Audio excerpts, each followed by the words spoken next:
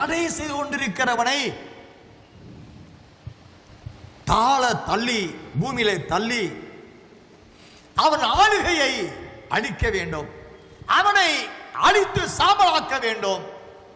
இந்த வேலையை செய்து முடிக்கவே தேவன் சபையை எழுப்பீர். பாதாளத்தின் வாசல் சபையை மேற்கொள்ள மாட்டார் என்ற வாக்கு தத்தத்தை கொடுத்தார். The Lord is going to raise up church, the last day church, to bring back the devil who is stopping his coming from the second heavens, and he is going to raise up the church as to be a mighty warrior and to bring this devil into destruction and raise his coming back. அந்த வேலையை செய்யும்படி வெளிப்படு 12ஆம் அதிகாரம் 1ஆம் வசனத்தில் சொல்லப்படுகிற அந்த ஸ்திரீ என்ற சபை, பரலோக ராஜ்யம் என்ற சபை, பரிசுத்த புதிய எருசலேம் மணவாட்டி என்ற ஆட்டுக்குட்டியானுடைய மணவாட்டி என்ற சபை சாத்தானை தோற்கடிக்கும்படி அந்த சபை வான மண்டலத்துக்கு செல்ல வேண்டும், 2ஆம் வானத்துக்கு பறந்து செல்ல வேண்டும்.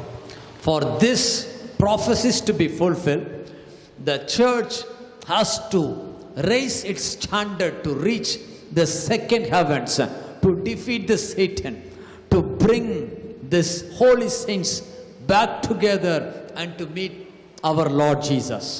அங்கே நடக்கிற யுத்தம் வெளிப்பட 12ஆம் அதிகாரம் 7 முதல் 11 வசனங்கள் முடிய வாசிக்கிறோம்.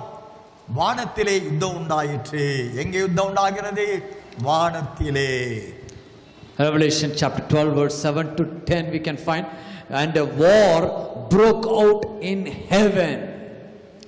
பவுலடியார் சொல்லுகிற எபேசியர் 6:12 வான மண்டலங்களில் பொல்லாத ஆவி சேனையுடனுக்கு போராட்டம் உண்டு என்று சொல்லுகிறார். Book of Ephesians chapter 6 verse 12 Apostle Paul says there is a battle between a battlefield in the heavenlies. தடை செய்து கொண்டிருக்கும் தள்ளப்பட வேண்டும் என்று சொல்லுகிறார். One who restrains has to be cast away from heaven. இப்பொழுது வெளிப்படு 12:7 படி மிகாவேலும் அவருடைய சார்ந்தவர்களும் வல்சர்ப்பத்தோடு அவர் சார்ந்தவர்கள் யுத்தம் செய்வதாக வசனம் சொல்லுகிறது.